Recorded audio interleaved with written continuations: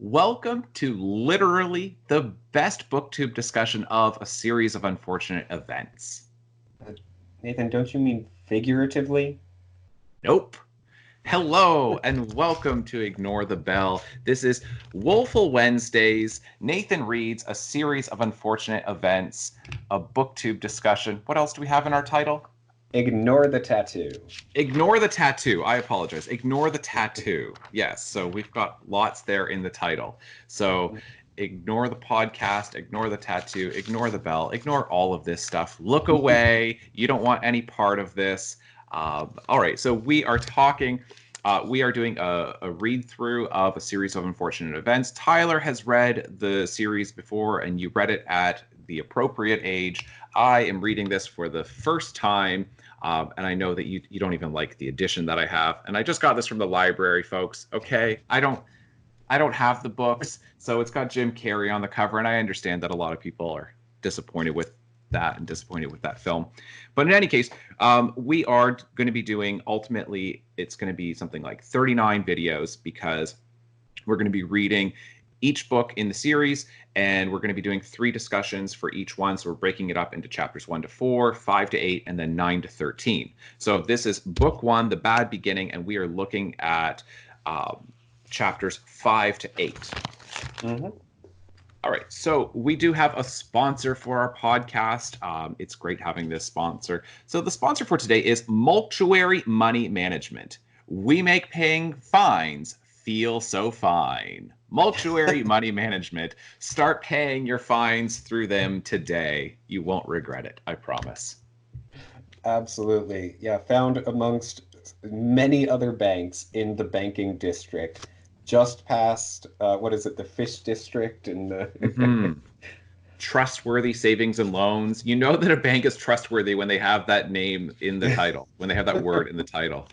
Yeah, Right. I forget the other ones that we get in chapter 5, but we've got some pretty good ones in there too. Yeah, Uh, absolutely. all right, folks. Well, I hope you enjoy. Ignore the tattoo! Nathan unfortunately reads a series of unfortunate events at an unfortunate age, which in this case is being used to indicate that he is entirely too old to be reading this for the first time. All right, so we are looking at chapters 5 to 8 in The Bad Beginning, the first book in a series of unfortunate events, with the written by Lemony Snicket, but really that's just a persona that he's taking on, right? What is his actual name? I forget. I had it written down. Daniel Handler. Daniel Handler. Yeah. So I'm going to do the plot summary very briefly. You did it for chapters 1 to 4. So there's not a ton that's happening in these chapters. Basically, the Baudelaire children are upset because Klaus, he got struck by Olaf when he had his theater troupe there, and they have a good cry, and then they're like, we need to do something about our living situation. It would be better to be in virtually any other circumstance than this. So then they try to figure out a way to get out of this, and they come up with the idea of, why don't we talk to Mr. Poe, because he's the trustee of our parents' estate, and he's the one who initially gave us the news and all of that. So they have to find the bank because they don't even know where he works. So then they go and find the bank, and he gives them a very interesting point about in parentis locus, or something along those lines. I'll find the exact spot when we get into that. Yeah, in loco parentis, and we'll talk about that in a little bit here. So saying, yeah, like there's nothing I can do. Whatever parenting style Count Olaf wants to have is his business. And so then, apparently, Mr. Poe then contacts Count Olaf to say, look, these kids are not happy with you and they want to get out of the house, so maybe be nicer or something. And then Count Olaf then becomes really nice by putting raspberries on their oatmeal, right? Oh my, how brilliant. He's not only still present in the morning, he's made them food, and then he puts raspberries on it and offers them the opportunity to participate, and not even offers, kind of just directs them that they're going to be in his play, which is what is it? A marriage. Marvelous Marriage. The Marvelous Marriage. and Violet is going to play the role of his bride, and the other two, according to Count Olaf, are going to be in the crowd as midgets.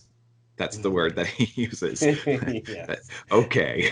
So Sunny is going to be a midget, a little person in the crowd. Okay. I'm sure people will go for this. And in any case, then they're like, this is really suspicious because Count Olaf is being nice, but it's creepy. And he's got to have some kind of ulterior motive. So then they go across the street or like to their next door neighbor, to Justice Strauss. And they're like, hey, can we borrow your books? Because we want to look at, and they ultimately start looking into inheritance laws. And out of this, then Klaus ends up bringing home a book on nuptials, right, on marriage laws, and then figures out that Count Olaf is planning to get Justice Strauss on stage, and ultimately he will give approval as Violet's guardian for her to get married, even though she's only 14, and she's going to marry him on stage. This is very much like, this is like a plot device that gets used again and again and again, making it seem like it's a pretend marriage ceremony, like wedding ceremony, but ultimately it's a real one. And so Klaus is saying like, hey, I've got you figured out. And Count Olaf does not seem terribly bothered by the fact that Klaus is saying this. So even more suspicious. And I think that's basically it, right? Yeah, and then I'm trying to make sure. Oh, sorry. And then Sunny is missing. Yeah. By the end of this, yeah. And Sunny is missing. Yeah. Okay. So I guess I'll give you an opportunity before I get into this. Any general comments that you wanted to make? General comments. This book is, I mean, I would say it's definitely the weakest of the series. Okay. That it's still like trying to, get its footing, and really set things up, for all the other books. And so it is kind of slow moving through here in that like not a lot of stuff actually happens. Where they're just kind of like around the house and this, that, and the other, and it's it's a little disappointing that way. But and the other thing that came to my mind was that these children are so intelligent, at least they are portrayed to be so. Yes. And yet they can't figure out that this marriage is clearly, trying to be Olaf, trying to become married to Violet in order to steal their inheritance. Okay, this is a great point, and I want to talk about this because Daniel Handler, playing the persona of the narrator of Lemony Snicket, has put himself into a very difficult position because on the one hand, he has given us these very ingenious children, these kids who are wise beyond their years, and precocious would be a good word for them. So they're precocious children, but he doesn't trust that his readers are. Right. So you can't have the Baudelaire children be so smart that they catch every single one of Count Olaf's schemes, and they are able to just have so much insight into Count Olaf that they catch him before he even starts in on something, because most readers won't catch that. So he's put himself into this weird position where it's like, I'm going to make them so super smart that they're admirable. They're precocious. They're admirable. We look at them and we go, wow, I should read lots and lots of books just like Klaus. That way I can be smart too. And I should read lots and lots of books on mechanical engineering and tinker around with things so I can be smart like Violet. And I should put everything in my mouth to see what it tastes like just to be like Sunny, right? That like all three of these Baudelaire children, they've all like are somehow admirable. But then, and this is with all of the vocabulary definitions that we get throughout the book, it's going, okay, the Baudelaire children know what this stuff means, but just in case you don't know what it means, I'm going to tell it to you. And so now he's kind of making them dumb in this instance where they just can't figure it out, because he seems to be presuming, well, a lot of readers won't figure out immediately that Count Olaf is doing this fake wedding. Yeah, Yeah, this is honestly one of my biggest issues with the series as a whole. This one moment of the Really? Baudelaire's, yeah, Okay. of the Baudelaire's not figuring it out because it's so frustrating. It's like clearly he's, like this is a fake or this is a real marriage that he's portraying as fake. That's clear. You can still have, in my opinion, you can still have, Klaus, Violet, and Sunny like not know how it'll be a real marriage and Yes. like would this actually be legal or Right. legally binding, but it just, yeah, it doesn't make any sense to have them not have any Because he's sense of it already whatsoever. established that they're insightful, that Hmm. they're not easily tricked. Yeah, So it seems like there's an inconsistency in his characters here, and that's frustrating because you're going, yeah, but you just established that they're so insightful and they're so precocious.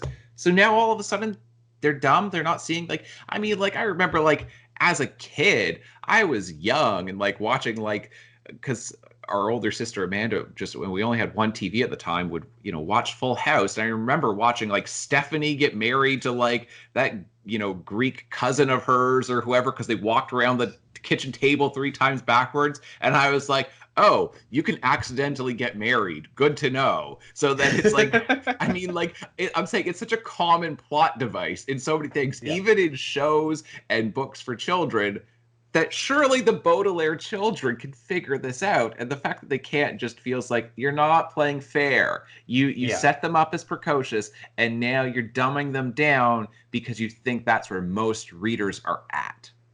yeah. Um, Yeah, it honestly would have just taken a single line of, surely he can't think that he could marry a 14-year-old. That would be all that we needed, like have Klaus or something say that. yeah, And then that would just be, yeah, well, that doesn't make sense. And then they have to look into it a little bit more. Because yeah, Klaus, finds out all of these things at once. And it's like, well, maybe just take out one of those things. And he doesn't need to figure that out along with yeah. everything else. And even just having, even if they immediately knew what was going on, but then they're in this tough position of Justice Strauss is, she's so stage struck, by Hmm. the idea, Yeah. like she's so eager to be on stage. Then you say, they try to convince her, hey, we think there's going to be a real wedding or something. It's like, oh, don't be silly. Right. Right. That they're Yeah. trying, that it's like they see it coming from a mile away, but they still can't stop it Yeah. right? Because I think you would get more tension that way, right? And that's where a Hmm. lot of suspense comes from. Is we the audience or we the reader knows what's happening. Our protagonists know what's happening. It depends on whether it's dramatic irony or not. Because if the protagonists don't know what's happening, but we do, there's all that tension for us. But then that's where it's a suspense story. But then if they're in on it and we're in on it, then it becomes more of a thriller, right? And Right. so, Yeah. um, all right. So I'm just going to kind of move through the chapters and just point to a few things. Hmm. Okay, so he starts out. This is at the beginning of chapter 5. This is on page 57 of my edition.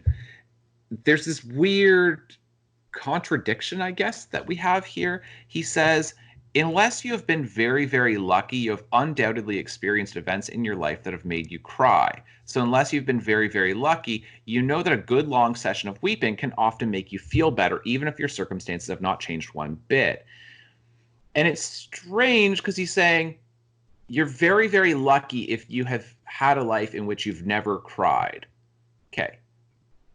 But then he's saying, but crying can actually be really healthy and therapeutic.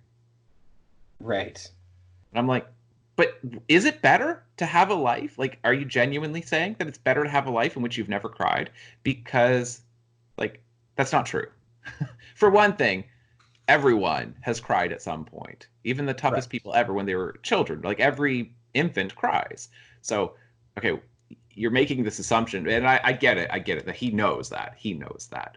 But Mhm. he's still trying to, like, in playing this persona as Lemony Snicket, saying, to me, it would have made there would have been a little bit more wisdom in this if he said, "You might think that your life would be much better if you've never Mm. cried." Yeah. then it would be like, oh, now you're really getting at some profound truths about what it means to be human. But instead, it's just this fake thing that's like this false bit of wisdom.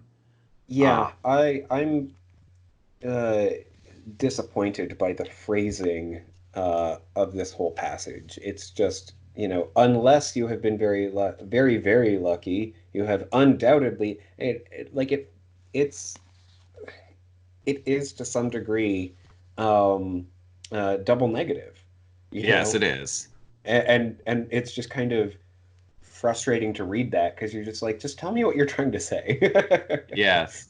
I think it's this imitation of an older style of writing, Right. Yeah, where it's supposed to that be a makes little bit sense. more flowery, but even Yeah. still. And I don't know why he uses the word lucky there instead of fortunate, because clearly we Right. know what unfortunate means, because that's the name of the entire series. That's true. So I don't know Yeah. why he doesn't say unless you have been very, very fortunate in life. Hmm. That to me it would have been a nice little nod to the like title of the series. But Yeah. um, all right, moving on. Page 67. Hmm. Then you get this discussion with Mr. Poe at the bank about the legal term in loco parentis. Now, I have been in a role of in loco parentis for most of my professional life because officially in Ontario, then that like teachers are covered under that law that we are acting in place of the parent in the classroom. So essentially, if these were your kids, what would you like do? How would you treat them? In other words, right? That you can't just say, well, it's good enough for like somebody else's kid, but I wouldn't treat them like that if they were my kid. And you do need to genuinely care for them. You can't just Right. say, I don't care about you. I I I don't have to care for you. I don't have to care about your own well-being. Just do the assignments, hand them in, I grade them, and that's that. Like basically caring is part of the job legally. So Okay. it's interesting. So I'm looking at this going like, okay, but then the way Mr. Poe describes it, then he screws it up, and it's an interesting little convenience that you have that comes out of this, where he says, whatever Count Olaf has done, he has acted in loco parentis, and there's nothing I can do about it. Your money will be well protected by myself and by the bank, but Count Olaf's parenting techniques are his own business. So, in other words, well, since he's acting as your parent, anything he does is acting as your parent. So therefore, anything he does is beyond judgment.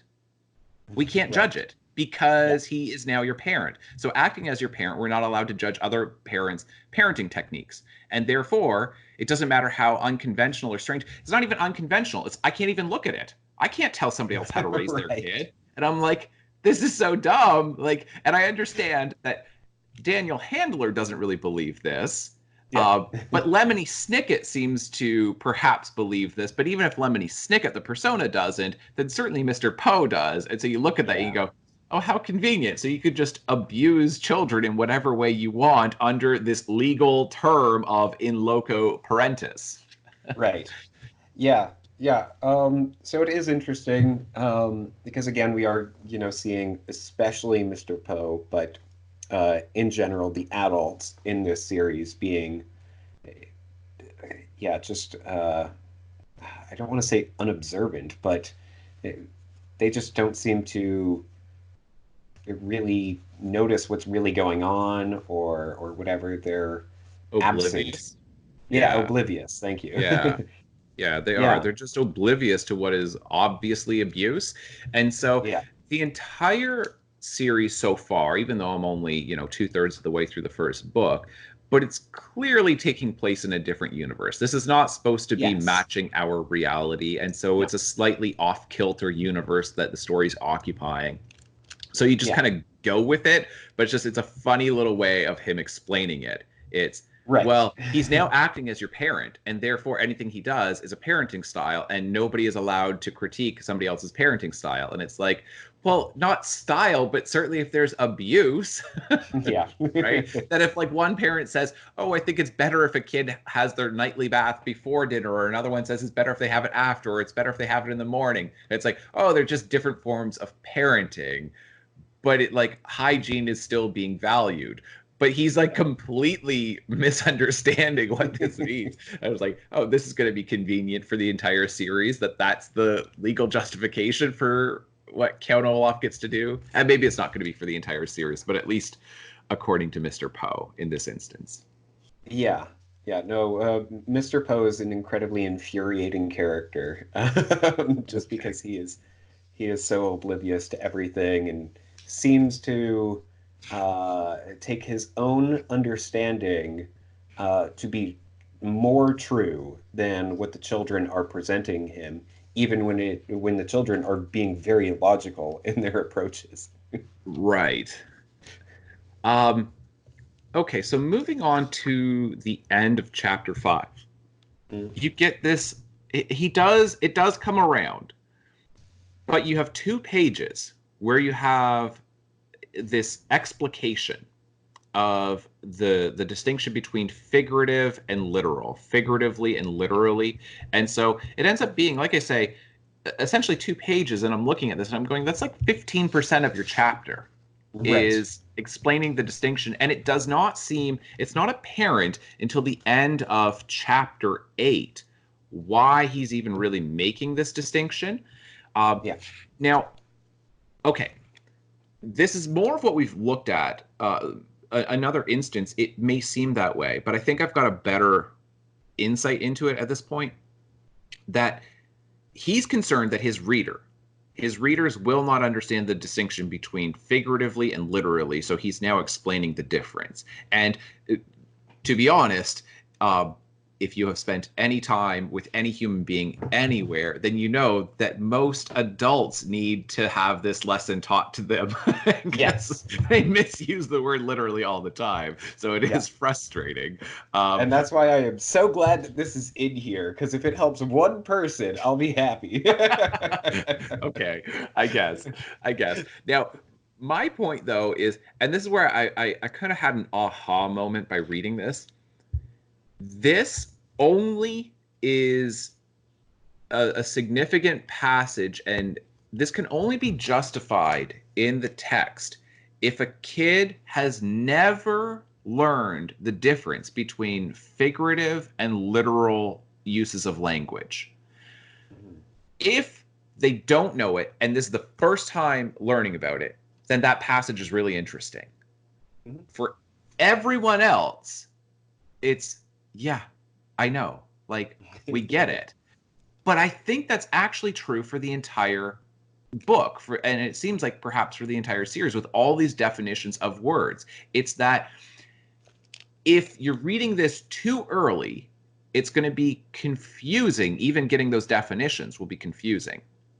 If you read this too late, it's going to be kind of insulting to your intelligence. And so, to me, these books are written for kids who don't read a lot. That Right. it's Yeah. basically, these are books that are written for kids who are not, it's not like, oh, well, I've already read this entire thing in this series and this series and this series and this series. Oh, and now I'll start reading a series of unfortunate events. Kids who are well read are going to look at a lot of these words and they're going to say, number one, you don't need to provide me with the definition. I'll get it from context clues. Or if I can't get it from context clues, then I'll look it up somewhere else because I like to be challenged when I'm reading. But every single word that you get being defined in here only really works if you don't know the definition. And so it's such a strange thing, because I do think that they are written in such a way for, I don't want to say reluctant readers, but kids who would, I guess reluctant readers is maybe the best term for it. It's a term we use in education all the time. Okay. Yeah, and it is a trend that I've noticed in children's literature. Yeah, it is. And it can be very frustrating at times. And I think that this was basically my first time encountering it, so it wasn't Right. very frustrating for me. That's what I'm saying, is But that if it's your first time encountering it, then it works. But if you're really well read, it's not going to be your first time encountering it. yeah, So these books are great for a kid who has not read a lot of books. I right. don't think they're necessarily great for kids who've read a lot of books. Yeah, yeah. So it's clever because it's like, it's in a way kind of gimmicky. Hey, Mhm. you should start with a series of unfortunate events because they're going to be a little bit above your vocabulary level, but they're going to pull you up very intentionally. Right. Yeah. Yeah. Yeah. Um, yeah. No, absolutely. Um, and so I want to finish off with that thought, and then I've got one other thing that I wanted to go over. So at the end of, or towards, I guess it's the middle of chapter 8, this is on page 97. Then this is where it comes around, where it gets justified. So it's like 30 pages later. Then this is the second half of that first paragraph where Klaus says, "This play you're putting on shouldn't be called The Marvelous Marriage. It should be called The Menacing Marriage." Okay. Mhm. You're not going to marry Violet figuratively.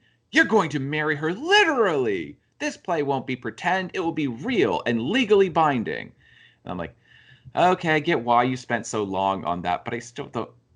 I don't know why we even needed those words. Literally and figuratively, that doesn't even work figuratively. You're not figuratively marrying somebody in a play.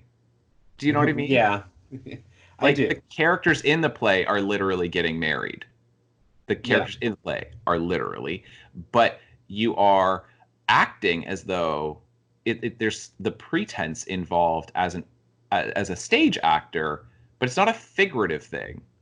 Yeah, and I did mark this as well. And I think it's it's especially frustrating because talking about um, uh, context clues. Immediately after he says that, then he says, "This play won't be pretend, it will be real and legally binding." Yep. That's all the explanation that we needed. That's what I'm saying, is that you could Yeah. remove the whole discussion of figuratively and literally. You can remove that from the end of chapter 5, and you can remove that sentence there. So, because this is how it would read otherwise. This play you're putting on shouldn't be called The Marvelous Marriage. It should be called The Menacing Marriage. This play won't be pretend. It will be real and legally binding.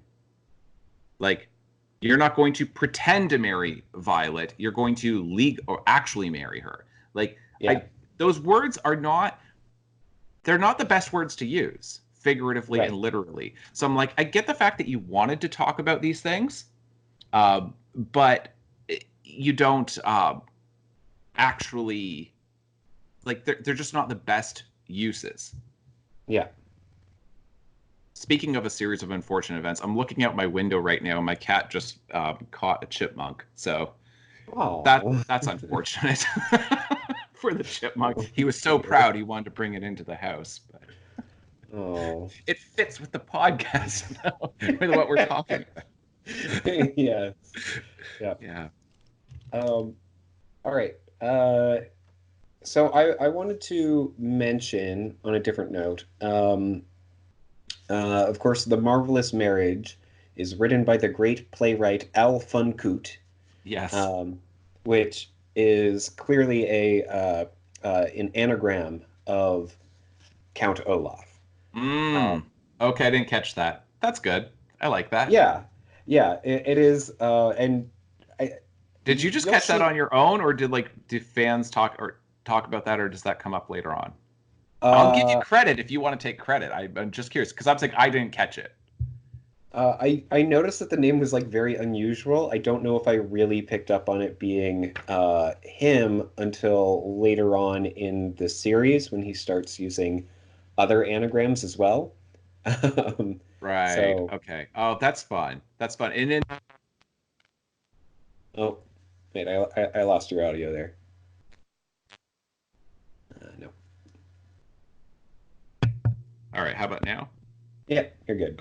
Okay. So in the Repairman Jack series, which I'm, also reading through on my own, then the main villain in that, then he does anagrams with his name to take on different personas, and yeah, so it's a fun thing. I love it whenever villains do that. It's one of Yeah, those devices that I don't tire of. yeah, I There's some that I agree. get tired of so quickly, but there's others where I go, you can do that forever. I'll always enjoy it. Yeah. Um, yeah, so that was the one point that I really wanted to point out because I do really love that. I've got Yes. one other as soon as you're ready. Okay, yeah, yeah, go ahead. So the last point that I really wanted to make, and this is on page 94, this is so far the absolute, for me, the most enjoyable part of the book. Yes. And so it says, Klaus, he's reading these legal books, and he says the book was long and difficult to read, and Klaus became more and more tired as the night wore on. Occasionally his eyes would close. He found himself reading the same sentence over and over. He found himself reading the same sentence over and over. He found himself reading the same sentence over and over. But then he would remember the way the hook hands of Count Olaf's associate had glinted, right? And I'm like, Yeah. I wrote like, okay, that's delightful, because Yes. anybody who reads a lot and who does read, past their bedtime when they're getting tired, that is exactly what happens. And so I looked at it and I think it works for almost all readers. And you go, wait, I just read the same sentence again? And then you like are trying to jump down and you're like, oh, I get it. This is where like the form and the content match so perfectly, where you're now put into Klaus's head, into that state of sleepiness, and then you're like, right, yes, and you're like, I've been there, it's identifiable, and it's just a fun little clever thing that he's doing. Yeah, absolutely. I know that I love that moment. That is one of the moments that I talk about often when referring to this series, because that I think is the essence of this series, where it's, doing all these little fun things with it. Yeah. Yeah, no, absolutely. Right, the other thing that I wanted to point out, on page 80, when Violet and Klaus are talking about how they can get more information on the law, then Sunny, it says, "Book," Sunny shouted suddenly. She probably meant something like, "Would somebody please wipe my face?" But it made Violet and Klaus look at each other. Book. They were so it's just interesting how you think that you understand what Sunny is trying to say, Mm, and then he just completely throws out a completely different uh, thing that she could have meant, because she's a right. baby and you can't actually know what she's saying. Perhaps she was very clever in that moment, but perhaps she really did just want somebody to wipe stuff off her face. Right. Right. Yes, that is, yeah. I could appreciate that. Because it is a fun little you know switch that you get there, that Yeah, and some of it works, right? Because this is what I'm trying to say is that I'm not saying none of this stuff is working. I'm saying that some of it, it's so transparent what he's doing, and it's therefore not surprising, because, and in case anybody has never heard this before, a huge element of humor is surprise. Not entirely, but usually we laugh when we're surprised by the punchline, by where it goes, because it goes in a different direction. So, non sequiturs are often funny because you think that somebody's going in a certain place, and it's sort of the distinction between ordinary language and comedic language. Ordinary language is predictable, but comedic language is unpredictable. And right. so I'm saying, to me, he's trying to be comedic. He's trying to be humorous throughout much of this. But if it's too transparent where he's going, to me, if he's telegraphing it, it's like, I can see it over here and I know where you're going to go, then it Yeah, doesn't work as well. Like even that thing with like the figuratively and literally, that I'm just yeah. like, you're clearly setting something up here. You're spending 2 pages on it. Now, Right. and to be fair, like, I mean, I'm not the ideal reader for this. I'm aware, Yes. and for a lot of kids, I'm sure it really, really works. But I'm saying that some of the comedy, some of the comedic writing works no matter what. And I do think this idea of uh, where he has that repetition of, he's reading the same sentence over and over. That to Yeah. me still works even at my age. So Yeah. because it's Yeah. still genuinely surprising, because it caught me off guard. Yeah. Absolutely. Yeah, no, I agree entirely, and that is why I go back to these books, not for the, you know, many instances of definitions where it doesn't matter whether or not I read his explanation about what it means, but for those few times where it's something really interesting and just completely unexpected. Right. Right. Um, An update on the situation outside. It's actually a bird. I thought it was a chipmunk, but it's a Oh, bird. So I don't know if that makes okay. it better or worse. Right. Yeah. I Um, apologize, folks, if you're disturbed by this, but this does happen. It does happen. yeah. Yeah. So we also, yeah, we do get the requirements for a marriage in this community. Um, and so it is interesting. You had kind of touched on it before, where this is clearly taking place in a different universe. Yeah.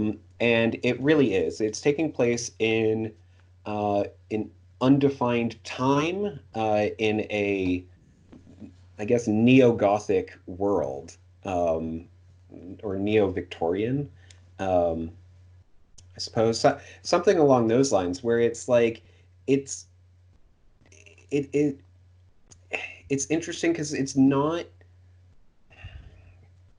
it's unclear about when exactly it takes place, but in terms of the architecture that's depicted, um, even in the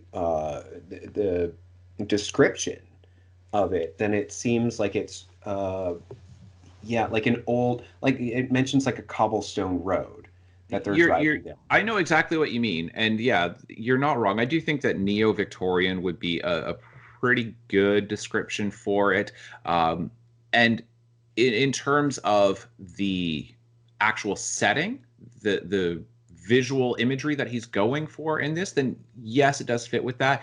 It's very much like 19th century industrial revolution London is kind of, and maybe not necessarily London, but 19th century industrial revolution cities. That's the vibe that he's going for. But it's very Dickensian, except kind of an ironic version of Dickens, where Mm. Dickens, there's a little bit more sentimentality and sincere statements about orphan children, and they are living in poverty and they're living in these terrible conditions, and you have a whole bunch of adults who don't care, who are Right. unsympathetic to these children, these street urchins and all of that, because the Industrial Revolution, um, what happened is you had the urbanization in Europe. And so you've got more and more people living in cities, and then you don't have child protection laws. And so you have children working in factories and in terribly unsafe working conditions, getting paid barely anything, which is exactly what's happening with the Baudelaire children. They're living in a place where they really should not. It's unsafe, unsanitary, and no adults are stopping this from happening. They're working when they probably shouldn't be doing all of these chores and tasks of, in charge of being in charge of dinner and, cleaning the place and all of that. Chopping lumber.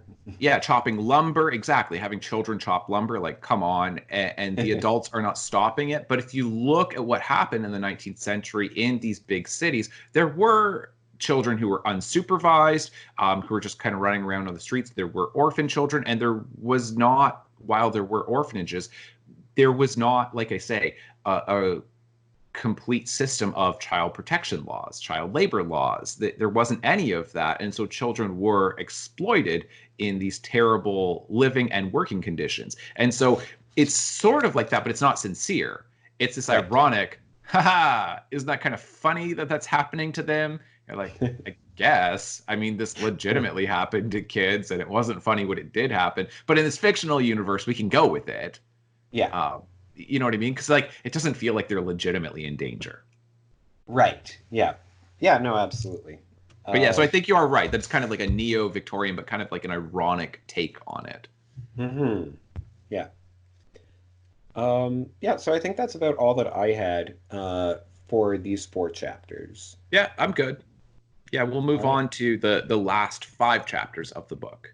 We will see what happens with the marvelous or menacing marriage. Yeah, I'm surprised that that's like, is that really the thrust of the book? This is like the climax is what's going to happen? Pretty much, yeah. Okay, because I guess my question is, if they were so clever, because to me it just seems so obvious of what you do. You go, oh, okay, I know what Olaf's plan is. He's planning to make it seem like we're just acting on stage, and he's going to marry Violet, who's playing the role of whatever in this play. Mhm. But then all that they have to do is during the performance, then just says, do you, whatever your name is, whatever the name of the character is whose Violet is going to be playing, take this man to be your husband, and then you rehearse it properly, and you just say, no. That's it. And then you foiled it. And then he's like, you're ruining the play. And then it's like, I won't marry you, and just start ad-libbing. And he's going to be super angry. But wouldn't that just stop it right there? Why did they need to do everything else? Why not just say, we know what he's doing, so just say no. And just when it comes to signing your name, refuse, or sign like, you know, some kind of gratuitous statement, you know? Yeah, we'll get there. Okay, sorry. I was trying to make some predictions. I was just saying, it seems like they've got options, but okay. Yeah, no, and it is hard for me because I have, you know, read it before. Yeah. No, that's fine. All right, folks. Well, I hope that you enjoyed. Feel free to comment on any of this stuff, and we'll see you next time. Thanks so much for watching. Bye. Bye. Ignore the tattoo! A phrase here which means like, comment, subscribe, and share this podcast across the web. That may seem like a strange definition, but in this context, it is entirely accurate.